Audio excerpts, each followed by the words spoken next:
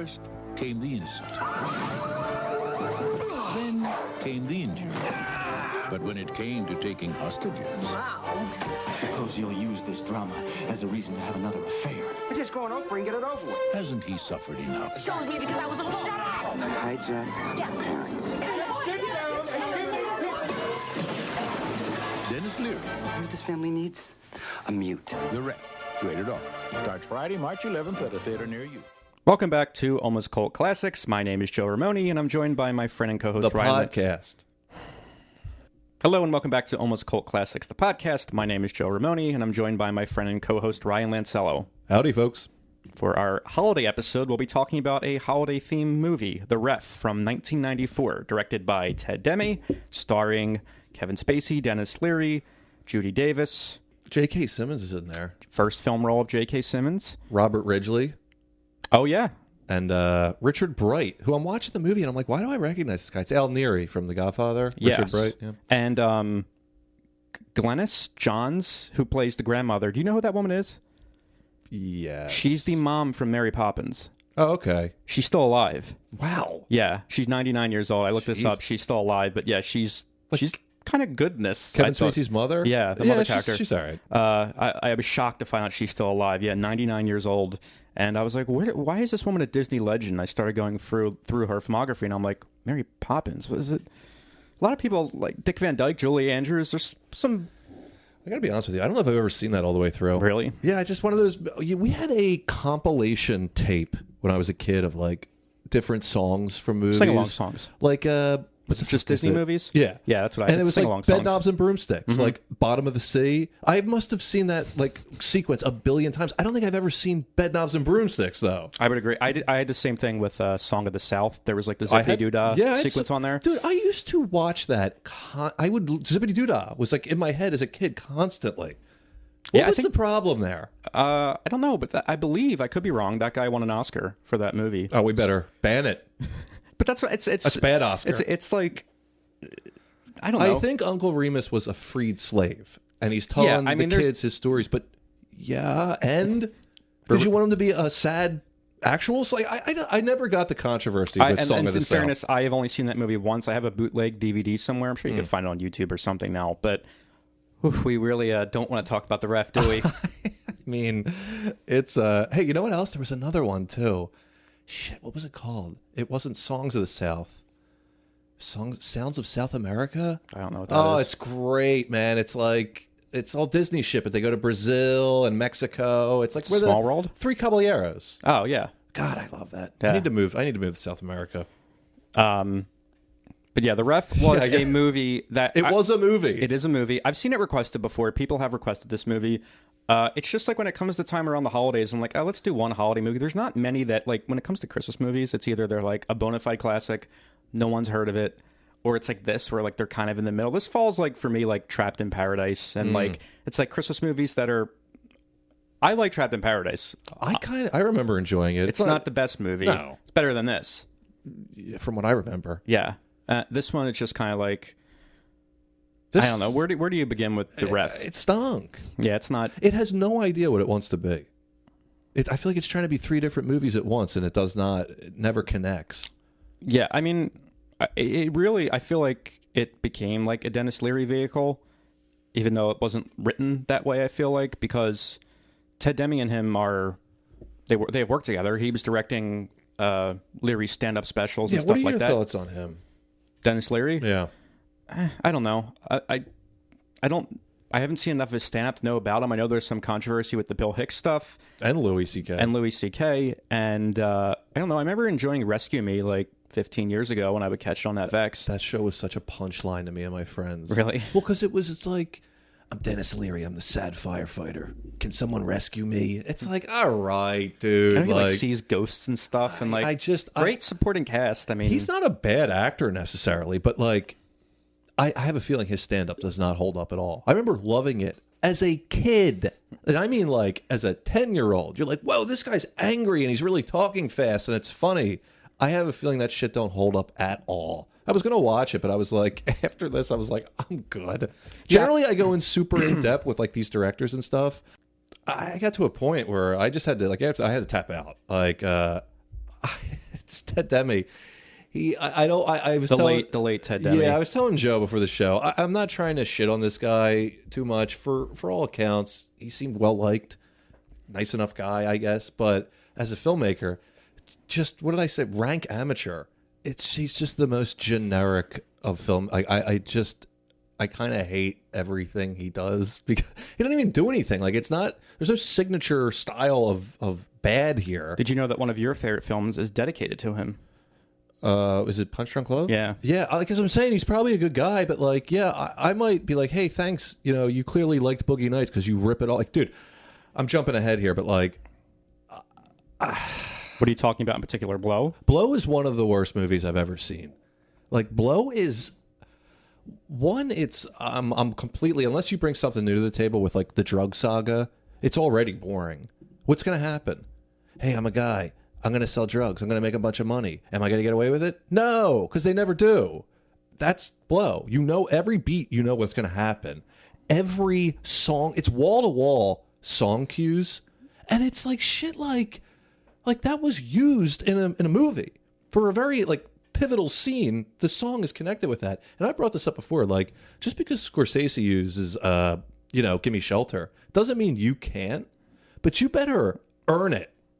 And use it in a different way, maybe? Make your mark. Yeah. Don't like, here comes the montage. Better play Ram Jam by Black Betty. It's like, dude, I was waiting for like a Vietnam scene and Fortunate Son starts playing. It was like laughable. The first half House hour of the Rising Sun just starts to play and there's a helicopter flying. The first like half hour, 45 minutes of Blow, I was laughing. I was like, it would make a great parody of these drug movies because it's so on the nose. And then it does this sentimental shift where it's like, no, now it's time for the audience to feel bad for the cocaine dealer.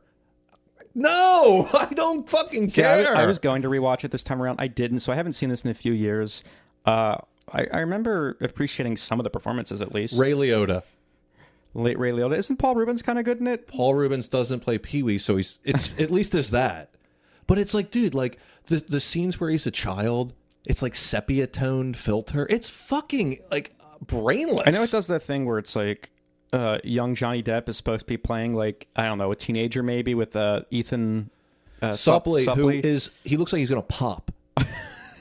He's lost like all that weight. He looks good now. He looks better than I'm about to have a heart attack and die. Thought he looked like he was gonna. Yeah, he's just always sweating and just like enormous. I remember him in My Name Is Earl. I was like, damn, that's a big guy. But good for him. He's dropped some weight. Great for him. I think he kept all the like.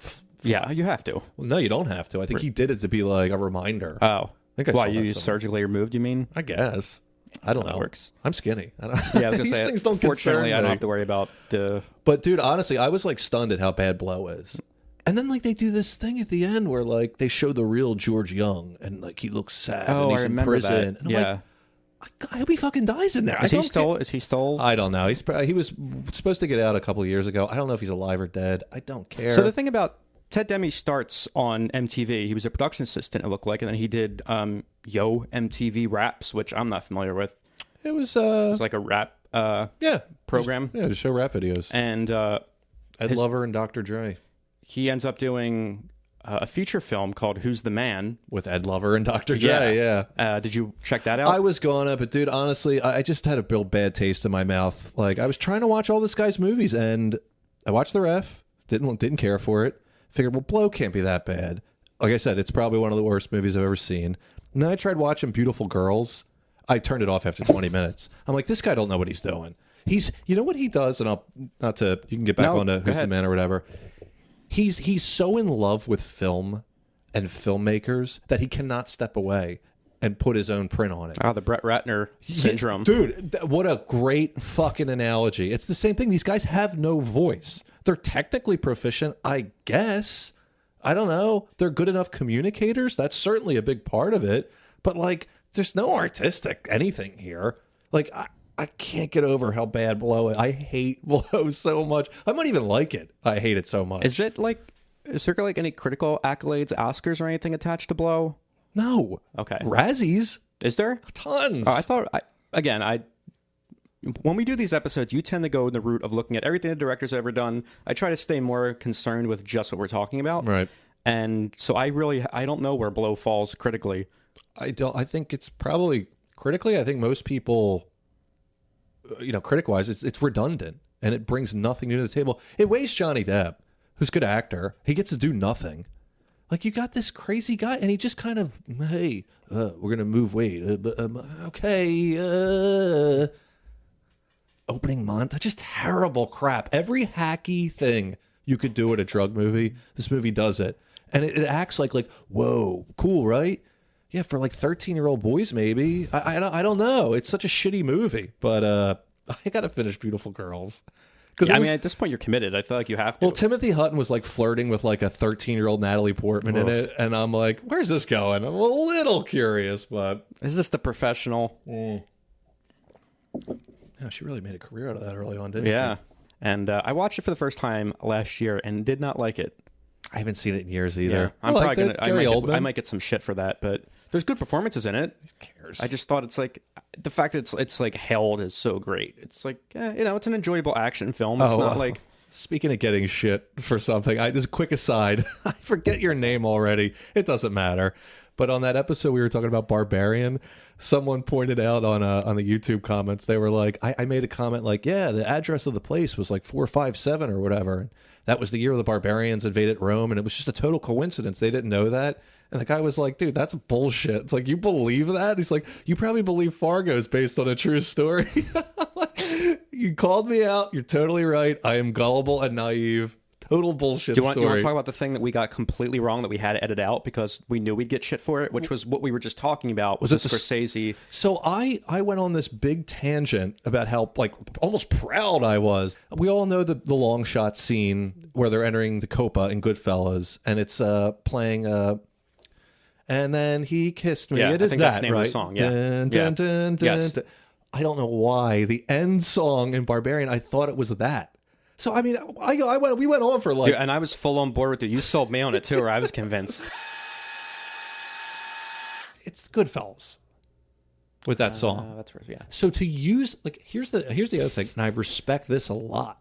Wait, is that in the one take shot? I believe it is the Okay. one take for when they're in Goodfellas, when they're entering the Copa or Right. whatever. I think you're right, too. Now go home and get your fucking shine box. I was like, oh, is that in That's how you Goodfellas? do it. Like, you gotta really earn taking a song like that. And then I'm listening to it. I'm like, fuck. I'm like, Joe, you gotta take that out. That's not the. Yeah, song. we would get.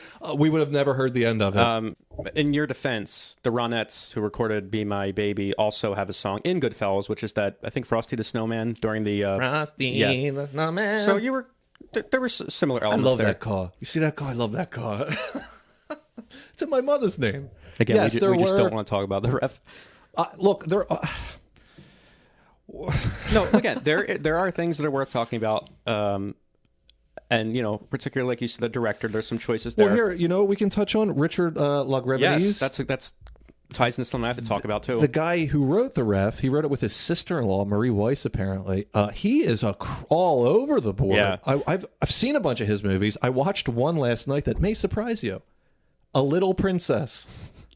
He wrote that. It was directed by Alfonso Cuarón. Oh. Who, if you take like the three Mexicans, Del Toro, him, and Inarritu, I think he's the best. I think Inarritu sucks. I know you're not a fan of his. I just think it's always crap. And Del Toro's good idea, You man. like that Children of Men film?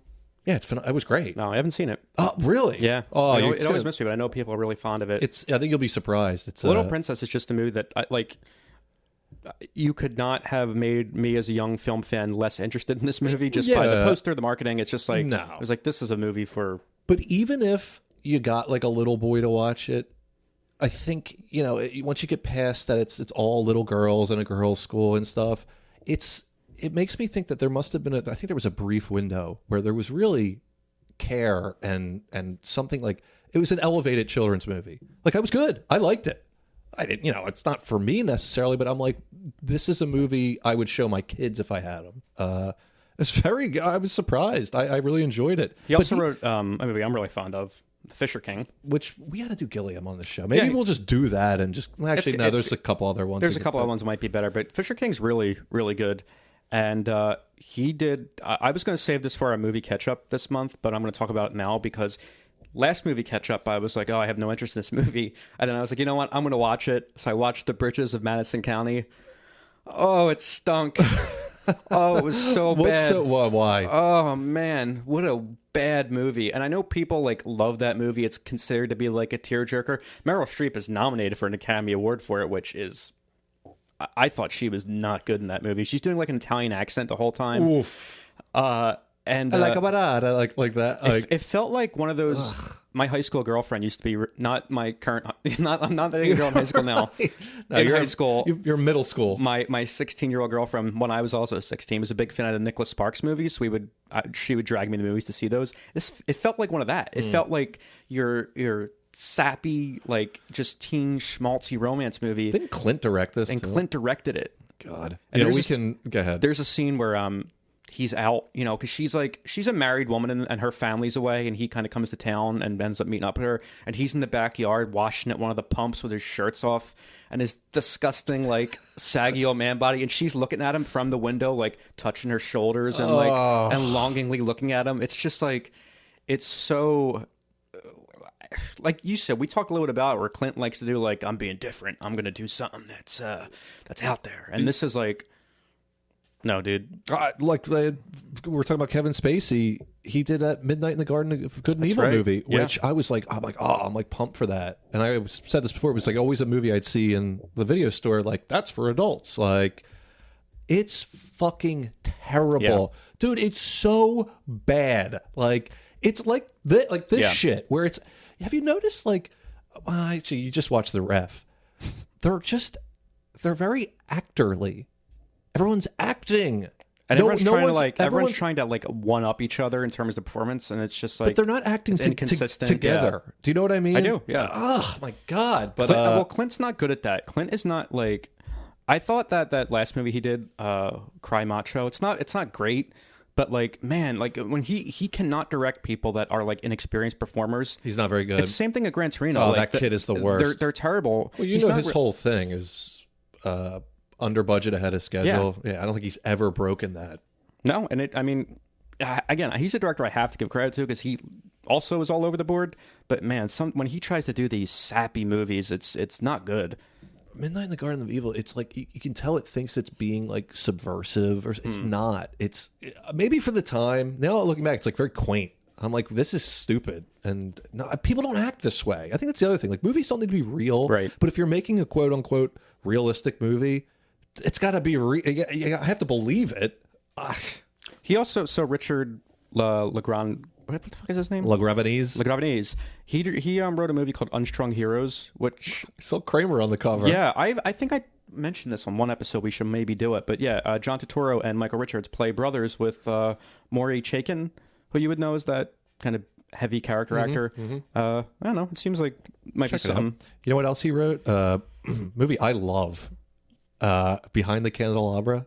That is a good movie. How fucking funny That's a really good movie. It's a funny movie. I think it's kind of meant to be funny. But that movie, is that Soderbergh? Yeah. Who's another director I like? He's all over the place. Sometimes really good, sometimes really bad. One recent one he did, was it Logan Lucky? Oh, did he do that? I enjoyed that. That was great. Yeah, I really enjoyed that movie. I did too. He also did he wrote a movie called The Comedian. I've seen that. I've heard it's the worst piece of shit. It's not great. Yeah, I heard every comedian thinks it's awful. Oh no, because it's like, it's one of those movies where like having a non-comedian play the comedian is a terrible choice, and especially because it's De Niro, who is like, I don't know, the person that can never do stand up. I know like. Yeah, how does he do like an act? Yeah, I don't know if they had like, someone specifically come in and coach him on stand up, but it's like, why wouldn't they just use like an actual aging comic that it would have given it a little bit more of a plenty bite. Out there. I don't know. I've just always known it's like a notorious movie. I've heard it's just terrible, but Grodin's in it. I know that. Yeah, Charles Grodin has a little part. Old Chuck, and I think Harvey Keitel's in it too. Yeah. Anyway, we should get back to The Ref. So it starts, and this is the start. I was like, already right off the bat. I'm like, this is a bad sign. Right, the soundtrack and that fucking opening montage. Oh, like the little town? Yeah, the little town. Yeah. Horrid. Yeah. It's got the worst song I've ever heard. It's like this weird Gregorian chanting of children over like some like it gets like a little like beat, hip hoppy a little bit. It's weird. Horrendous. It's like Robin Hood Men in Tights all over again. Hey, la-di-da-di and a ho ho ho. Yeah. I can't get over this thing with movies in the 90s. The amount of fucking time wasted. Just filler. Total. And this isn't like a very long movie, 97 minutes. Not at all. But 7 minutes wasted on establishing shots of the town. And you know what else? There's this awful song playing, and then he's got the characters talking too. And it's like, what do you want me to do here? It's the opening's really bad. Well, here's what I wanted to bring up. Like you said, the two writers were Italians who married into a Jewish family, and they kind of were inspired to write this movie about family conflict and all that. And I don't know how it kind of gets to where, but it's, from all accounts, like it's a hot script. I mean, people wanted to do it, and not only that, like this movie ends up on a lot of like year-end lists for like underrated or sleeper hits. It doesn't perform well. It opens at number 4, which this is the weird thing too. It opens on March 11th of '94. It's a Christmas film. That's weird. And apparently they had to reshoot the ending because test audiences, the original ending had Denis Leary giving himself up to police to show to their son that the life of crime doesn't pay off. And apparently test audiences hated it, so they had to reshoot this as late as January. Wow. So the movie got pushed into the new year, which might have affected it. It does open against Lightning Jack, which might be a movie we could come back to. What the fuck is Lightning It's a Western starring Paul Hogan. It's kind of like I know you're okay. Crocodile Dundee sure. in the West. Guarding Tess opened at number 1 that weekend. And then there used to be a world where Guarding Tess was the number 1 movie. Now it's like any comedy that opens, it's just like number 6 instantly. And Ace Ventura in its 6th weekend at number 3 beat the ref out. So again, not a huge market for this, but it does polarize a lot of critics. Roger Ebert enjoyed the movie. And he wrote that material like this is only as good as the acting and writing. The ref is skillful in both areas. He was right at the first sentence. Shit like this is only good if it's written well and then acted well. And you get. I like movies like this where it's like one setting, a lot of banter back and forth. It's like, oh my God, this opening's awful. Like, oh no, this movie's going to suck. And then it goes into the psychiatrist's office. And you get Judy Davis and Kevin Spacey, 2 great actors. And I'm like, okay. I'm like, oh, they're acting now. I'm like, all right, maybe they're in control here. The movie's not going to be that bad. Can we talk about how actor B.D. Wong plays Dr. Wong? Yeah. Couldn't they look? I know because that joke comes back later on at payoff. Couldn't they make it like Dr. Lee or like, I don't know? The man's name is Wong. He's playing Dr. Wong. I don't know. It's just. Yeah, that's like it's just such like generic Asian character name. Like they could have done. The whole movie's fucking generic. Well. Again, Ebert praises the director, saying he juggles all of these people skillfully. Even though we know where the movie is going, the ref isn't actually such a bad guy after all. It's fun to get there. And I agree with this critic. Hal Hinson of the Washington Post said, the ref is one of those rare movies that seem to have everything going for it. A promising director, terrific actors, and an original, unapologetically grown-up script, yet somehow still turns out to be a phenomenal drag. And he's right. Yeah, it had everything going for it. It is kind of a clever premise, but as it goes on, you're just left asking, wait, why is he still here? What are the motivations? There's so many plot holes. Okay, so they're arguing at the marriage counselor, right? The couple, and I guess they're going home. While this is happening, Denis Leary's Gus character, he's like a cat burglar or whatever. This movie must have been edited to death. It had to be because that whole Murray character. What the fuck? Is absent the whole movie, then comes back. The Murray character, but then Denis Leary's robbing like the amusement park king of. He's like into like zoos and animals or something, and like. What was that? I have no idea. So like, but then he's like in this. He has this funhouse trap because he triggers the alarm in the safe, and then he like shoots down this like what? I think that's because we were all so into like that Home Alone type stuff at this point in the 90s. But there had to have been more there. I would imagine. Because then like the cat piss, like it sprays him with cat piss. Right. And then like the whole movie, everyone's like, what's that smell? Right. Well, also his first response is, I'm going to rip my mask off. He's wearing like a ski mask. The cat piss is that there's like a bomb, a trap in the safe that sprays cat piss on him. And he immediately just rips his face mask off. So now they have his face. They know what he looks like. And then, I don't know, if for like this guy, it's supposed to be an experienced cat burglar. He's sure like gets, handled really quick. Immediately. Yeah. And then he's got the sidekick that's outside smoking cigarettes and just drives away. The alarms go off. He immediately drives away. That's Murray, played by Richard Bright. And so, Denis Leary's character is kind of stuck in the basement with this Rottweiler Kind of funny where he does throw a cue ball at the dog and the dog just chews it up. Yeah, like I got a couple laughs out of this movie. Yeah. No, I mean, it's... But one funny scene with a dog does not make a film. No. And goddamn do I hate that shot where someone's climbing out a window and like the dog's behind them and then you just hear them scream in a bite. Like, enough. It's enough. Even in like 93, this shit was overplayed. Yeah. You didn't really watch Mr. Show, did you? Mm-mm. It's probably my favorite sketch show, but there's one where it's the what is it, IDS, which stands for Imminent Death Syndrome. So David Cross is playing this like little kid, and Bob Odenkirk is like this guy at like a guitar shop that gives lessons. Okay. And David Cross has IDS, Imminent Death Syndrome. So they're playing along like he's awful at guitar, but they're like, dude, you're amazing. Like, you're the best ever. Like, wow. And like, he doesn't die. Like, that's the joke. So that he's eventually like in arenas, like, dong, ding, dong, dong. And the audience is clapping.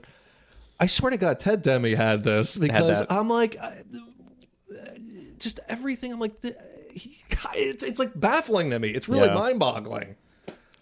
Yeah, I mean, so like Ryan was saying, Kevin Spacey and Judy Davis play Lloyd and Caroline, and they're at marriage counseling. And after they leave, they stop at a convenience store. This movie takes place in Connecticut. Plot hole number one. So they stop at the convenience store. Mm-hmm.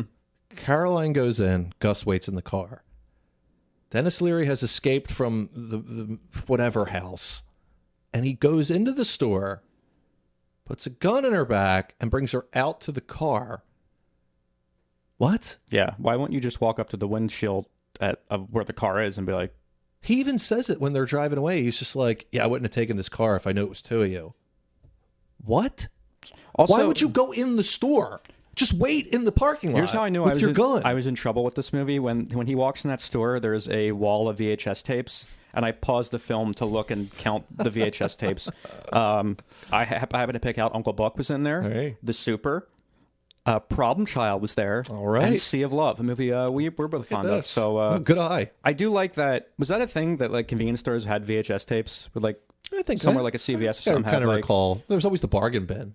But there was like every time like you go to the supermarket, you see like those terrible like overpriced movies from 10 years ago that are still like they're advertising like new hot release. So I just thought that was funny. I don't know. There's a stack. That's why I was like, I'm looking around at the groceries. I'm looking at the items. Not a like, good sign. I'm like, I didn't really care about anything happening. You're reaching for anything. But the premise alone, it's so stupid. Yeah, it's asinine. I've kidnapped her in the store, taken her out of the store, into the car where her husband is. What? Yeah, look, last year we did The Ice Harvest, and I love that movie. Even going back, I still think about it. I'm like, that was a really good, like, dark Christmas comedy. And I think I wanted that to be this. And even, like, Trapped in Paradise, which is not a great movie, because it's like, I don't know, Dana Carvey, John Lovitz, and Nicolas Cage are the three strangers in town, and three strangers just robbed the bank, and no one pieces that together. Yeah, right. And it's the same thing here. It's like, you have to, in these type of comedies, forgive a little bit of logic. Dude, there's huge leaps of logic. Like, yeah. Like, we'll get into it. Like, it gets stupider. But yeah, I guess I don't even know what the plan is here. Just drive me away? I think that's the plan. Then it turns out there's roadblocks. So he conveniently hears that on the radio, and then he decides, all right, just take me home while I think about it. So they take him back to their house, and they're waiting for their son to come home for the holidays, who is... I thought this was Will Wheaton at first. Like he's kind of a Will Wheaton look. And he's a troublemaker kid. Dirtbag. He is away at military academy, and has a blackmail sting going, which they think they're setting it up. Like, it's very confusing to the point where you can tell they were like, we need to have this pointless J.K. Simmons character come back and literally say, your son's blackmailing me. Gone from the rest of the movie, never seen again, never addressed. And he's got like, it's so, but it's like, there's that scene where like he's conflicted and he's on the phone with his wife, this character, and he's like, I'm running a little late, like for the holidays. Like, he's really affected by this. It's like, where's the payoff? What happens? Did they give the photos back? Shit was cut out. And by the way, how the photos this kid has of him look like they're in a studio. it's like they're posing. It's like a photo shoot. It's not like, I'm behind in a closet or something. You ever see the cover of a Fleetwood Mac's Rumors album? No. Yes, you probably have. I probably have. That's what I look like. I'm like, oh, it looks like Rumors. And I'm like, wait, these were blackmail pictures? I thought he was taking sexy pictures to sell. Yeah, that's what I thought originally. Almost like a Made me think of Confederacy of Dunces, but That could be it, yeah. But Because it it's like, wasn't doesn't that. he has like a fucking ball gag in his mouth. It's like that type of thing. And it's like, because I saw J.K. Simmons in it. I'm like, oh, this will be, he might have something to do. Nothing. You know what this makes me think of too? This is a 90 minutes of wasted opportunity. You just brought up the ice harvest, acerbic, black, bitter, dark. This movie wants that, but it doesn't have the balls to take it. Like, I'll give you an example. This might be too dark. Shoot the dog. I thought Shoot the fucking dog. I thought he was going to shoot the grandmother. Shoot the grandma. I thought Kill that somebody. I thought that would have been great. But like, it sucks too because the movie's so close. It's got all the fucks. Mm-hmm. You know, like, they're deployed well. Dennis Leary knows how to say fuck. Kevin Spacey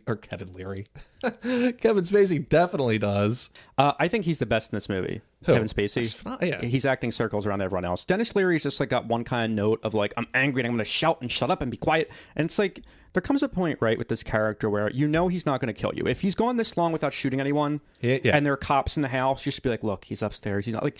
I hate movies that do this where it's like, I'm right behind the door at the gun. Don't say anything. Act normal. It's like, I don't ever want to see that I know scene that again. like when people are put under pressure, they sometimes tend to act stupid.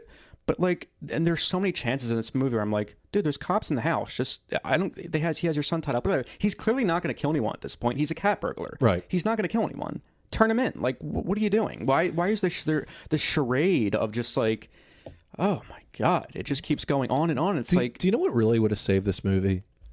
No kid and no family showing up. Just the three of them. It could have been it would have been harder to write. I tend to agree with you, but I do enjoy this shit. But like, they don't lean hard enough into it, where he like pretends to be the marriage counselor in front of the family. I like stuff like that. That like mistaken Squandered. identity. Yeah, it just doesn't. Dude, me too. Yeah. This movie, that one idiot from the Washington Post had it right. Yeah, like it's wasted. Totally. But, and yeah, Judy Davis, Kevin Spacey are great. I don't know if Denis Leary works in this role. I think you need someone a little bit more hardened and like bitter and like you're saying, this character should have been like an unrepentant murderer, and like I don't want there to be a happy ending. I want no one to be redeemed. Like, he needed to be a little bit more like threatening and I don't know, malicious, something that's just not like I'm a goofy kind of like. He's a little toothless. Yeah, like you're not threatened by him whatsoever. No, at all. No, and then it's just like the monologuing he does sometimes. It's like, dude, yeah, Denis Leary, we all liked him as a stand-up. This is a movie. Like, I don't want to see, like, it doesn't fit. And then, like, when he's screaming at Murray over the phone, it's just so, like, come on. This is not, like, I hate the term realistic, but it's just, you wouldn't talk that way. Nobody talks that way. No, and that's the weird thing, too, where it's like, you know, your premise, it's like a sitcom-y premise of, like, it's a feuding couple that gets taken hostage during the holidays, and through the crazy antics of the cat burglar, they're gonna fall back in love. And it's just like, I don't know, it's so fucking not earned. By the end of this movie. It's nothing is earned. And like you said, there's a couple of really fun. Kevin Spacey has some of the best lines, I thought, like when he tells his mother, would you just shut the fuck up? Like, moments like that, when he played this, and he stopped after a while playing like this type of character, this, like, I don't know, husband that's just trapped in, like, it's American Beauty. It's the same thing. It's that type of character. And it's like, I kind of like seeing him as just like this, like, frustrated husband that's in a dead-end marriage with a terrible mother. His hairline, he was born to play that role. Man, pre-toupee Kevin Spacey. By the way, there's a Denis Leary movie that's so stupid, but it's kind of fun. You ever hear this? It's called Judgment Night.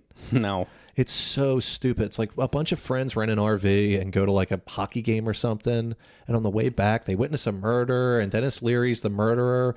But there's this hilarious scene where bald Jeremy Piven, who's got like the Costanza to the nth degree. The literal Costanza from when he's in Seinfeld. Right. He's trying to negotiate, like, with Denis Leary, like, look, we're going to give you a bunch of money. We're going to forget about the thing. Let's all just walk away from this. And Denis Leary throws him off a roof and he screams like, really? It's the funniest scene. I would really recommend everyone going and checking that out. Judgment Night.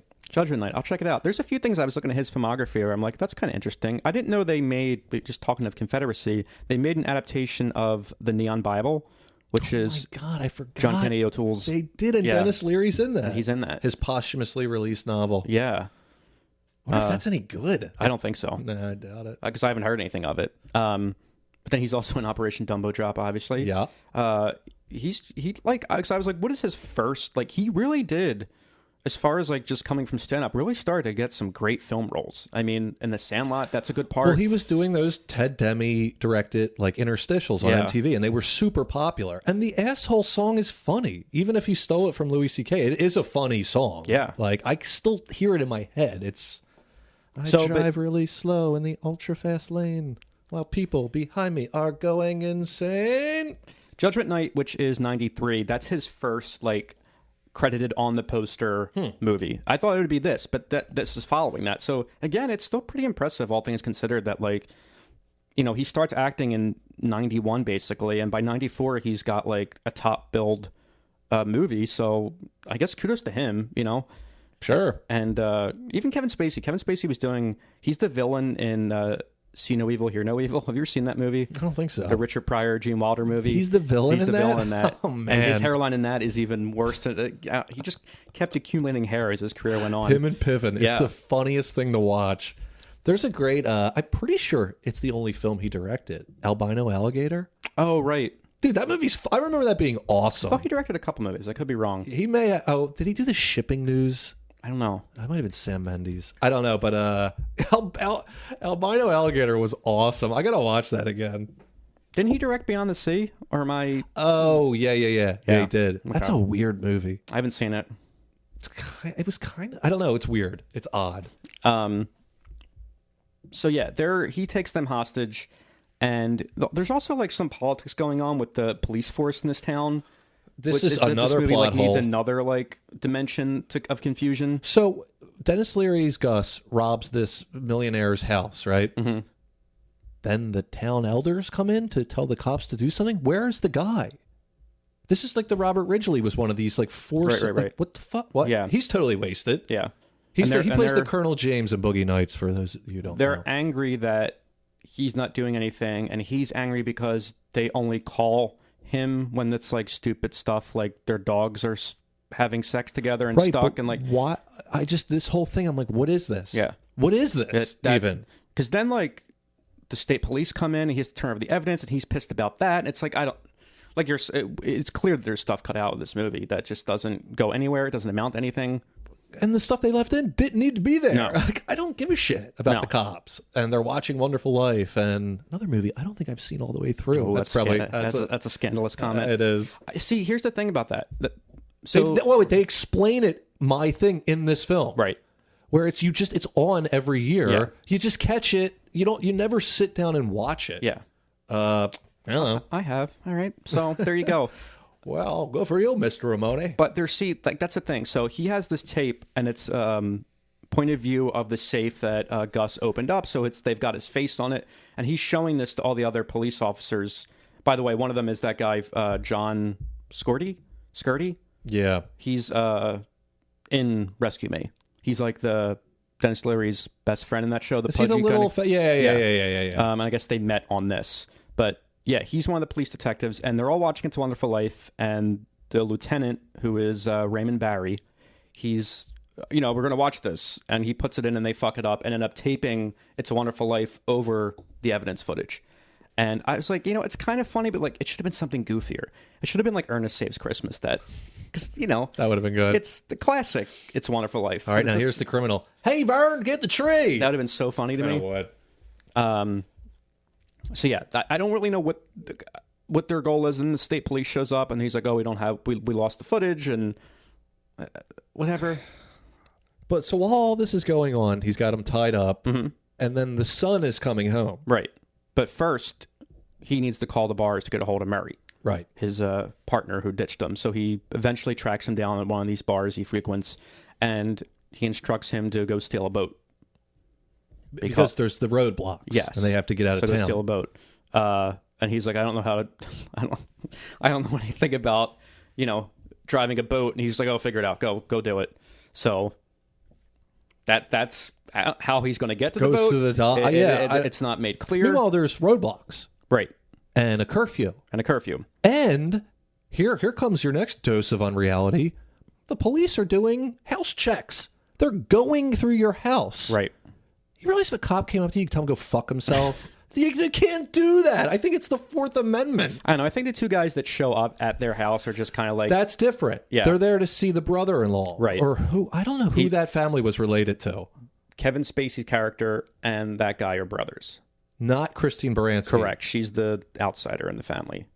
That was Kevin Spacey's brother? Correct. How did that get muddled? That's what I'm talking about with this movie. That should have been very clear. I remember it got to a point where they're all arguing, and I'm like, wait, who are these people related to?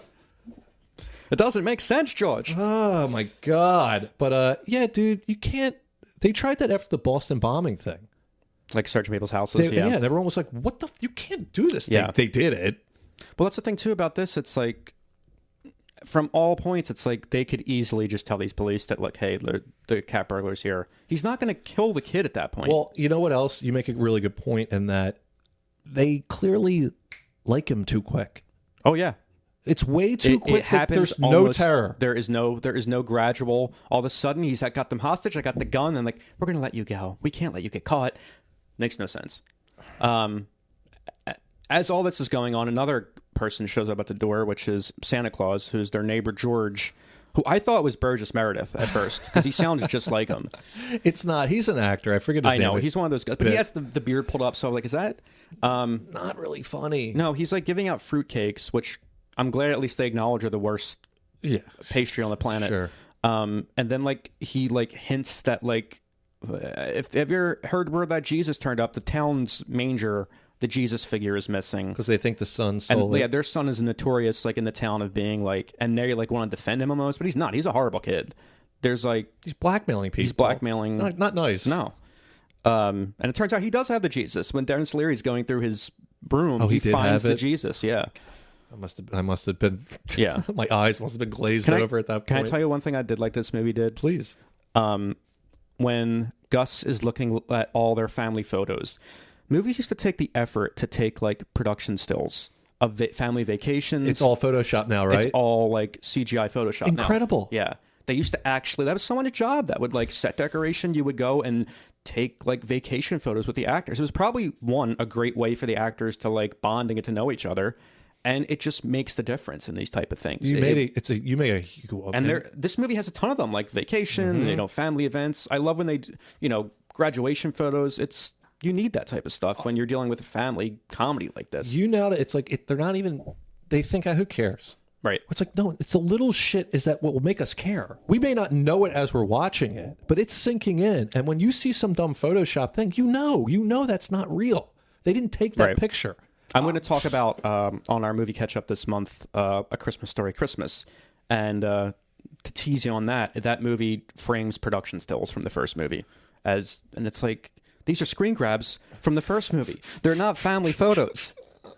Yeah, who was taking the picture? Oh, my God. I'm with you, man. I think it's like, here's a picture from 40 that movie takes place, yet it looks like a nice, clear production still with a sepia filter thrown on it. The filmmaking is so lazy now. I can't even something like this that sucks. Mm-hmm. Like, I know there's no CG in it.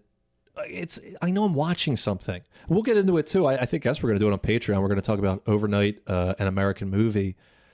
I'm watching American movie and I'm like, this is on film.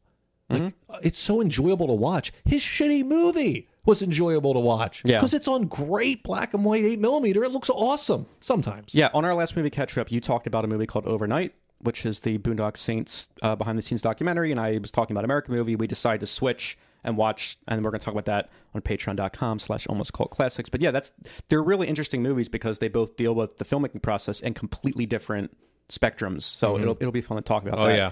But yeah, there's just like, I guess it turned like, I don't even know how to. And they also do that thing where it's like this Gus is much smarter than your average criminal because he immediately is. That's a real Chagall, right? He's and like he goes into art. his. This is another thing. This movie wants to make comments on like classism and like suburban ennui. It's like you're not up to the task. No. It's surface shit. No. Like, it can be pretty stultifying living in the suburbs. It's like, yeah. So it does turn out that the house that they're living in Connecticut was purchased by a loan from Lloyd's mother. I think she lent them 18 grand, they say, and she's charging them interest. So that's her Christmas present every year from them is a payment of her loan on an interest. So she's a horrible character. A lot of people in this movie are horrible characters. They're kind of like just stuck. She's had an affair. They're horrible characters, but they're so cookie cutter, but they're just very one dimensional. Yeah, it's just like your standard, like, oh, you had an affair, but then like Lloyd doesn't want a divorce. It's never really made clear why he just doesn't want the divorce, unless it's like because of his mom. She'll think less of him. But like these characters shouldn't be together. They shouldn't be. See, this is one thing we've gotten very. Or did you like the fact that through being held hostage, they bond? No, and but they, by the end they're happy together. We've become very. What's the best way to put it? Our view on what marriage is when you get married, that's it. Like divorce shouldn't even be a thought. I mean, that's how it used to be thought of. Like, sure, that's it. So I get that. But in the mid-90s, fuck though, that. That's not. They come from they're boomers. These two are boomers. I guess, but even there's a point where she's like, there won't even be alimony. Like, I'll just cut me loose and we'll go. Like, go. Why are you?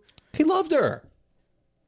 I don't know. Sunken cost fallacy? Who knows? I don't know. Judy Davis is great, and she also doesn't get a ton to do in this movie. She plays this character who's totally inconsistent. So is she an artsy-fartsy type? Is she a nut cutter? I can't quite tell. Like she doesn't take chances. Is she on Xanax? What is going on here? She doesn't follow through on anything. That's his big critique of her. She doesn't follow through on anything. She takes like photography lessons and just like never completes anything. So anyway, the son comes home. So all else has happened. He's waiting for the boat to show up. The son comes home. So now he's got 3 of them hostage. But the son is at least more, I guess, clever than his parents because he ends up escaping and taking the gun. And he also wants to be a criminal. Yeah. They kind of hit that where it's like now Gus starts to mentor Jesse into being like, this isn't a life for you. And I was like, thank God that original ending isn't included. That would have been so awful. Because it's just like, really, we're doing this? We're doing the mentorship of the criminal? I was like stunned. I hate to keep coming back to this, but he's going to be a part of the family by the end of it, and they're going to say, come back next year. If that happened... but like blow. I was like, my jaw was dropping watching it. I'm like, this can't be what they put in the movie. It's just shocking stuff. But so speaking of shocking stuff, Murray shows up at the dock to hijack a boat, and he's about to go into a boat, and some woman comes off of it. And she's like, what are you doing? And he's like, is this your boat? And she just looks at him, and we cut to the next scene. By the end of this arc, they're together. Yeah, and you don't hear about this again until, 40, 50 minutes? Right before like they show up. Yeah. And they're calling, we're on our way, or we're almost at the dock. You got to come this way. I don't even know what He made a friend. I made a friend. He's like, you're on a date right now? It's like... That's another thing I fucking hate. When characters... the script is telling them not to listen. Like, he's not on a date. Right. He met someone and got a boat. Shut up and listen. Do you know what I mean? Instead of going off he does kind of phrase in a way where he's like, I met someone, or like, I don't know. Whatever, dude. It's dumb. It's dumb. And then, like, the son's like, we can cut through the woods. It's like, how do they know where to go? Like, why? Nothing makes sense. And then... By the way, they run for the woods for, we'll be fair here, say it's a 10-minute run, right? Yeah. Why was he in the house the whole time? He was that close to the docks? Just go to the dock! Just tie them all up. Go to the dock. Shut the lights off. Bye-bye. And go and leave Merry them. Christmas. Goodbye. Yeah, exactly. You're right. But then the family shows up, right? So you've got Lloyd's mother, I believe his brother, and his wife, and their 2 kids. Mm-hmm. And the kids are kind of funny. And Judy Davis's character, Caroline, is like really into hosting these like elaborate themed Christmas dinners. Mm-hmm. So she's doing like Scandinavian this year, which requires all of them to wear wreaths on their head with lit candles, like kind of like an Advent. Yeah, I believe it. What a continuity nightmare. Because there's a few times where it's the like candles are going out. They're out, or they're too short, or it's like I kind of give them credit for going with it, and like that's what if you ever get into like script supervising and all that shit with what's that, your heat? Yeah, heat kicked on with like cigarettes. You got to clip them. Right. Like you got to like you know what I mean? You got to get them right. Fake ice is always used. They never use real ice because it melts. But like this, it's like you got those fucking big studio lights blaring down. The candles are going. It probably wasn't very easy to maintain. And they wear them for a while. They do wear them for quite a bit. Which is kind of funny. The kids, I have to say this, the in-laws, the kids they have are really funny. It's like, because each year they're like, oh, they can't wait to see what fight's going to happen. Yeah. That's a funny concept. I agree. And at this point, Gus has to put on the suit, and he's pretending to be their famed marriage counselor, Dr. Wong, which leads to look. I know it's hacky stuff. Like, I love the movie House Guest because there's a lot of that. Like, oh, I'm a vegetarian, but I'm not. Kind of funny stuff like this. This movie wasted it. They don't lean enough into it. But there is those funny elements where he's like that dominating personality that they just kind of go along with. That think it's this tough love. Because the mother asks him, and he's like, "Oh, my mother was Irish." And he's like, "My father wasn't," or something like that. Yeah, she's like, kind of funny. There are some funny moments like that where because you could be a Wong, you could look like Denis Leary and be a Wong. That's a Seinfeld. What's the woman's name in Seinfeld? I'm Donna Chang. You're not Chinese. From Long Island. Long Island? Yeah, I don't know. It's like because there's another scene too where like they're tied up and Caroline's like to him, "Oh, what's that?" And he's like, "Sorry, it was." Lloyd's like, "Sorry, it was all the friction." Like he gets a hard on. Oh, it's like, yeah, right. The movie constantly steps back. Like you're like, okay, I can see where it's going. Cool, I'm on board. And then you're like, oh, we're done with that. What happened? What the fuck? See, can I? This is my stupid movie nerd brain. I'm like, I kind of wanted this movie to be like House Guest, where he's mistaken for the family therapist. You know what I mean? So there's no hostage situation. Right. He's on the run from police. Right. And somehow there's a mix-up. Maybe he gets the wrong bag or something. There's someone traveling. Someone's expected to show up. And that stuff is kind of funny when no one knows but him. With this, it's like you have the couple who, why wouldn't they just be like, tell them what's going on? There's enough people to overpower him. Like, it starts to lose so much momentum. And you're just like, why are they doing this? It's. I guess there's like the couple are learning to bond, but it's not like I'm kind of thinking about it now. Why were they doing anything? It makes no remotely sense. To help It him? makes no sense. I'm shocked why that like this movie is considered like underappreciated, and it does like on IMDb it sits at a 6.9, which is it should not be anywhere near there. I don't think it so. It is incompetent. I just think like there's a certain element of like this type of like comedy where it's like it's basic storytelling where it's like you have a couple that doesn't get along, and through the tough love of this hostage guy who takes them hostage, they're going to learn to love each other. So like it is a little bit clever, but like our friend Hal at the Washington Post said, they don't do anything with it. It was surprising. Like I said, it wasn't bitter enough. Like you get points where like Denis Leary's like telling Christine Baranski like sit the fuck down, shut the fuck up, like. That should have been. And by the end of this movie, there's so much going on. The drunk Santa comes back because now he's trashed. He comes back and he's getting mad at them because they don't like his fruitcakes or something. And then like that. J.K. Simmons' character shows up and tells the parents that their son's a little scam artist. And then I love that too. He's like, "Your son's blackmailing me." Mm-hmm. I don't know. I just feel like there's a. He's like, I couldn't in good conscience go home or something. I had to come here. Just brainless. Pick up the phone, maybe. I'm sorry. I can't excuse this. You're asking me to devote my time to watch your movie. You sound like, what did Tommy Lee Jones say about Jim Carrey on Batman Forever? I can't tolerate your buffoonery. I can't sanction. Sanction? That's you. That's you to this movie. I can't sanction your buffoonery. It's true. I'm giving you my time. Don't waste it. You're fucking wasting my time. Why? So Jonathan Demme's nephew can make a movie? Like, I don't give a fuck, dude. I don't care. You ever see Something Wild? No. Jonathan Demme? No, I like Demme, though, a lot. Yeah. I haven't seen it. That's why, for whatever reason, never checked out. I love Jeff Daniels as an actor. I saw it for the first time maybe last month. I think Criterion has it on their streaming right now. Is it good? It's like an, I guess, 90s version of a screwball comedy. It's kind of fun. It's not what I expected it would be. The movie poster makes it look like it's like way more zany than it is. It's kind of like dark, and you probably like it. I have a really low tolerance for Melanie Griffith, so I don't know. Maybe not the movie for you then. I don't know. I feel like there was something I liked her in. No, you'll never know. It's not coming to me, bud. There was one thing. Maybe there was somewhere. Working Girl. She's actually good. Working Girl. She's pretty good. What do you like by Jonathan Demme? What else has he done? Silence of the Lambs is basically a perfect film. Right. Yeah. Do you know what I liked about him? And he does it in Silence, and he does it in Philadelphia, and I'm sure he does it in other things. He has a real confessional shooting style sometimes, where he shoots the actor dead on, and they're looking into the center of the lens, and it's super effective. Especially in Philadelphia and Silence of the Lambs. Like I said, sure. I don't know if he does it anywhere else. I don't recall him doing it in Married to the Mob, which is a great movie. Love that movie. Oh yeah, dude. I've never seen it. Oh, it's really check it out. It's funny. A young another innocent man, a young Alec Baldwin, before he was like super huge, and he was just playing those like side shitbag characters. Speaking of Alec Baldwin, is this movie before Glenn Ross? What year is that? I think that movie's 92. I think so. Probably. You know what I've been thinking about? I think I might have mentioned this last episode. I'm going to get a top 10 together.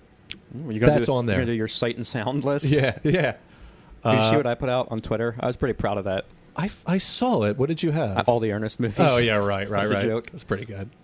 I saw someone, I don't know who, I'm going to butcher the name because I never knew how to pronounce this, that Un Chien Andalou? Un Chien Andalou. By Buñuel and Dolly. That was like someone's top. You ever see it? Yeah. Yeah, it's all right. I saw it in film school. I like everyone saw it in film school. That's so true. did I. But I like surrealist film. I always have. But I'm a big David Lynch fan. I mean, we all know this. I just remember like the eyeball being cut, and I'm like, what the fuck is this? Of course. This isn't why I went to film school. I wanted to watch, screwball comedies and Cary Grant movies. Why? What is this? I remember I was in this film class. It was like media studies or something. And this was 2006. I'm sitting there, huge auditorium hall. And I'm like, oh, film school, I'm in it. And it's like, they're like, Fox News is bad. The Daily Show is smart. And I was like, oh, no. You got to be... In film school, that was their agenda. Didn't you, one of your Halloween costumes, weren't you like college professor? Yeah, it was probably my best costume ever. Seriously, dude, I looked perfect. I had like a turtleneck and it was great. Well, I can't wait to talk about our Patreon show. That film school scene in Overnight might be the best scene in the whole movie. Dude, fuck film school. Listen to our Patreon show and then watch those two movies, and you'll be halfway there. I'm serious. I think I've told this story on the podcast before, but I'm going to save it for Patreon, where my final semester in film school, a screenwriter came and spoke at the class. I'm not going to tell you who he is. So it might tease? Yeah. All right. So I'm going to tell that story about what happened there. Fuck, I know this story. I can't remember. He undid everything we learned the entire semester in 10 minutes. So yeah, the family all gets tied up because Gus can't take their bickering, but for some reason, Caroline and Lloyd decide to help him escape. He gets the passed out Santa's suit, and Jesse leads him to the dock. Oh, can we hold on a second? Here's another thing. Why isn't everyone gagged? Like, he ties them up, but they don't gag them. Can I ask you something, too? Hold on. Remember that. Yeah. They gag the grandmother. Right. But really, they just lightly put ribbon over her mouth. Well, Come on. I do like that the grandkids are excited about doing it. Like, That's they funny, get to gag their but parents. And do it. Don't. My eyes are open. Mm-hmm. I'm watching your movie. I can see the things you're doing that don't look real.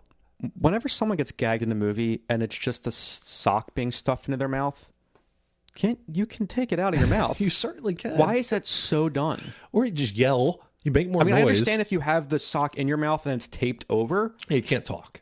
But if they're just sticking a sock in the mouth, every time you see that in a movie, right? The burglar leaves, and when someone shows up, there's still a sock in their mouth, and they're going, you can take it out. Like, why are we still doing that? I don't know, man. Why has no one thought about that? Because they're lazy. It's just one of those things that you put in movies because you've seen it in movies. Yes. And I'm telling you right now. This guy's whole career. It's his stop. whole career. I'm sorry. God, rest in peace. It's literally this guy's whole oeuvre is, I saw it in another movie. And now you're seeing it in my movie. My Christmas movie that's coming out in March because we have to reshoot the ending. Funny enough, ending that I always ask for. I thought if there's any silver lining here, it's that the crook gets away. But I'm not even sure what he gets away with. I guess he has the jewels. They had the jewels he took out of the safe. Yeah, I will say that is kind of much better than the ending of, like, he does kind of have that moment with the kid where it's like, this isn't a life for you, and thank God there's no, like, he doesn't give himself up, because it's just whatever. Let them go off. I'm at least glad that it ends that way. Apparently, Lloyd and Caroline do not kiss the entire film. They come close several times, but they never actually kiss. They don't at the end? Yeah, well, because they get cut off, or yeah. Well, it was in Kevin Spacey's contract. Yeah. He's like, not Judy Davis, maybe the kid, though. I think if there's a scene with me and Denis Leary, that might be appropriate, perhaps, or the young lad. God bless these Hollywood lunatics. They're really fucked up, man. Well, I can't wait to talk about some of them in that Patreon show, because Overnight really... It's something else, isn't it? Yeah. So that brings us, I guess, to the end. Do you have anything you want to add on the ref? I don't think they really utilized the holiday correctly or its concept to begin with. And both of those things are wasted. It comes out in March, like I said, which is after the holidays. Like, I remember, I'm really going to embarrass myself here, I went to the movies to see Paul Blart Mall Cop, and I was in high school, but that's kind of like a Christmas movie. And I remember it was weird because I'm like, it's January, and there's like, you really like do need to sometimes, like, marketing these movies around November, like, I think it adds a little bit more momentum going into it. I'd say so. And this movie has an awful title. The Ref is just it's never even referred to in the movie. No. Overseas, it's called Hostile Hostages, which better than The Ref, I guess. It's just, this was one of those perennial Comedy Central movies, by the way. I'm sure It was always on, I feel like, for a certain time, and I'd be like, it's like, once again, I'm like, this is an adult movie. And you watch it, and it's childish. I guess as an adult, I don't know. As a kid, I'd probably eat it up. I'd be like, wow, this is smart. Look at the adults fighting. Wow, life's hard for them. I had seen this movie before, maybe like a decade ago. I didn't remember much about it, but it's like back when, like, before Netflix was all about originals, and like they just had a lot of like this type of movie to stream, like 90s comedies that are kind of forgotten. Because there was this Trapped in Paradise, stuff like that I discovered on Netflix. And I don't know, maybe it's because I have watched so much content since then and better movies that do this type of concept. And it just, we're not doing, like, when you look back at the 40s and 30s, they were doing Christmas crime movies so much better. Larceny Inc. is a really good one with Edward G. Robinson. There's so many, like, of those movies that kind of have a Christmas backdrop and not really, that are just like, Ice Harvest did it perfectly, in my opinion, where it's like, it's in the background, Christmas is happening. It's not. Yes. Yeah. We talked about this too, that whole argument of like, is this a Christmas movie? It's a mute argument. Oh, yeah, I'm tired of it. That's just move dumb. on. And it's some movies, like, I love Christmas crime. I don't know. There's something about that. Because it's everyone's guards down necessarily, but it's also, there's tons of shit to steal. Right. You know, I think that's what it is. Yeah.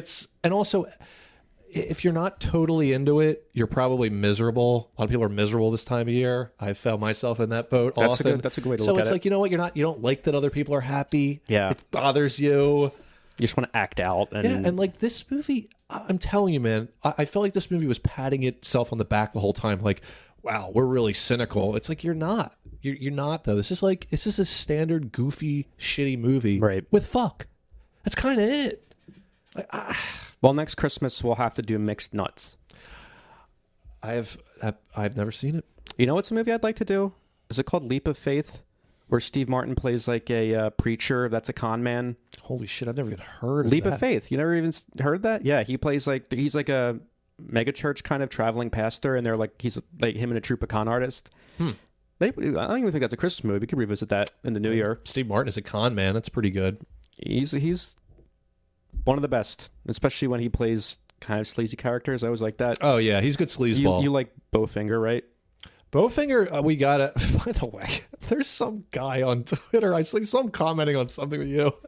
He has an account just dedicated to like Bowfinger. Like, I made me laugh so hard when I saw it. I love Bowfinger. Bowfinger's great. Very stupid movie. Is that a Frank Oz movie? Yes. Yes, I There's believe there's so. a lot to talk about with him too. Oh, yeah. But yeah, this is not a movie I would recommend adding. Even if you're like, hey, I'm tired of the usual Christmas type stuff, I'm going to mix it up. Not this. It's an aggravating film. Yeah. And I wanted to, like, it ended, and I was just like, well, it had some good parts. And then I'm like, nah, it sucked. Yeah. What a bummer. We got disappointing. Oh, that's another one. Bad Santa. I just watched that because I did a video on the second one. But refresh my memory here. Bad Santa, very funny, shitty movie. The first one, the fucking second one, the second one's garbage. It's not a very good movie. Am I right or wrong? Because I remember I watched it, I think, like a year or two ago. I hadn't seen it in a while. I'm like, oh, Bad Santa. And I'm certainly laughing. It's funny. But as a movie, I'm like, this sucks. Well, it's very, very one note in terms of like what the joke is. Doesn't make sense a lot of times. There's a lot of like, yeah, but it's like the performances, dude, it's funny. Carry the movie and it's funny for sure. So you don't. I saw it in your thing. Bernie Mac and John Ritter. Yeah. Come on. That's great. And they're interacting. And the two of them together, yeah. It's amazing. I remember being enraged the first time I saw that movie, and Bernie Mac's doing the half Oh my god. It goes on so long. I was like, I hate this. And then the second time I saw it, I'm like, that's pretty good. Eventually, he's not even saying it. He's just mouthing the words. If you want to see Bernie Mac's obviously a legendary comic, but he did something a lot of comics talk about a lot. He was on Def Jam sometime in the 90s. I don't know. And he's wearing these ridiculous pants. I really recommend looking at it. But I think the guy before him bombed. And if you ever watch the Def Jam shows or Comic View or Apollo, any of the black comic stuff, the audience, the whole point is like, if you suck, they're going to let you know. And they let the guy before Bernie know. Like, he might have got booed off the stage. I don't know. Bernie Mac comes out and it's like, I ain't scared of you motherfuckers. The crowd is eating out of his hand. He instantly like, controlled the crowd in a he's second. like, you ain't fucking doing that to me, Yeah, motherfucker. I've seen that clip, Oh, yeah. it's great. Bernie Mac was good. He's in Life. Is he? Yeah. I could see that. Yeah, he's also in, I think his Who's the Man. I believe he's in Who's the Man. I wouldn't doubt it. Dude, I'm probably going to check out Who's the Man. It's got a great Colin cast. Quinn's in it. Colin Quinn. Yeah, I want to see it Colin does have Quinn. Denis Leary, Richard Grant, Terrence Howard, Bernie Mac. I'm acting in the Who's the Man movie. Vinny Pastore plays a character called Tony Clams Como. Yeah, it's God, you know what? I'm just jumping back now because Beautiful Girls sucked so much. Like I said, I turned it off. And it was clear. It was like a guy comes home to his hometown. He's reconnected with old friends over Christmas, of course. And, they're drinking. They're in bars, old loves, blah, blah, blah. But it's like Michael Rappaport and fucking Timothy Hutton. And I'm just like, this stinks. You know what it made me think of, though? Something you recommended to me, which I couldn't be happier that you did. Trees Lounge. Oh, yeah. That's a movie that does that right. Mm-hmm. Where it's these characters in a place. Right. It's so natural. It's like, and like, the Who's the Man casting you just ran off. I looked up the casting director for Trees Lounge. It's like that northeastern kind of Jersey, New York. Yep. Oh man, I love those actors. That like they're all dying. The Sopranos put a lot of those character actors together under one place. But when you realize, like beforehand, those guys are popping up in so much different stuff, all over, dude. and it's great. That's another thing about The Ref too. Like it almost felt like a stage play. It really takes place in like. 4 primary locations, less than that? It's just like their house. It could have been a play. I've told you before, I love one setting movies, which Albino Alligator is that, I think. So is The Whale, apparently. The Whale. The Whale. Is it that new one? The Brendan Fraser movie? Yeah. I'm not going to watch that. You like him, though. I'm thrilled he's having a comeback. Well, you like Aronofsky, too, don't you? Not really. No? I just... He seems like you're a pretentious film type of... Yeah, and he doesn't pull it off. All right. What was the one thing we'll did? We'll have to do that movie on our... Parts of Noah were good. I remember I got hammered drunk watching that, and I passed out, and I think they were just getting on the ark when I passed out. So you know how it is. You go into a drunken sleep. It's eternity. Yeah. I woke up, and I was watching it with people, and I'm like, huh? And like Ray Winstone's running around on the ark like, oh, Noah. And I'm like, they're still on the boat? And everyone started laughing. I was very, That's really funny. That's the whole movie. It's just, what do you expect? That movie had good parts. Look, I like Pi. I think Requiem for a Dream is a one and done. It's a very good movie, but I mean, it's so just miserable. I'll say that it's the best anti-drug movie probably. When it comes to Christmas films, is there gun to your head one that you're gonna watch every year, or you don't give a shit? I mean, Christmas Story was the standard. That movie, I remember that blowing me away as a kid. Like the first time I saw it before they were running it, right? 24 hours. Everyone has a special relation, and we're going to talk about this on our movie catch up because I have some things to say about the sequel, the one of many sequels. But yeah, it did like childhood really well. It did that, but it also did as a movie. Mm-hmm. Like I remember watching it as a kid, like the scenes where he's like, it's like black and white, and he's like, he's got his Red Rider and he's saving the girl. Yeah, like, yeah. I didn't know a movie could be constructed like that. Yeah, you think it's beginning, middle, end. It's that the Christmas Story is a lot of Clark. vignettes and stuff. And I didn't know you could do that. So seeing it as a kid, it's kind of mind blowing. Yeah, that's the genius of Bob Clark, where he took that source material, a novel, which is maybe 0.2% Christmas themed, and he made Christmas the backdrop for all of those stories, and it made it so much more memorable. So, do you have one that pops out at you? That's not that. I'm a big Christmas Vacation. You know what's funny? I just never got into that as a kid. I'm not saying it's a bad movie. I just never You're just anti-Chevy. I have no problem with Chevy. Yeah, let me tell you something. I like anyone who's pissing off a lot of people. It's in both real life and on the screen? It's that simple. Yes. The answer is yes. Like, I don't, like, even if I don't agree with you, if you're pissing off everyone, I'm kind of on your side. It is kind of fun to it's an see, underdog thing. I don't know. I think in some circles, Chevy Chase is like elevating past Bill Murray now, because now Bill Murray's starting to get all this shit come out about him being a monster. By the way, I don't give a shit. We were howling when Seth Green talked about him holding him over the trash can, and he said that this is where the trash goes.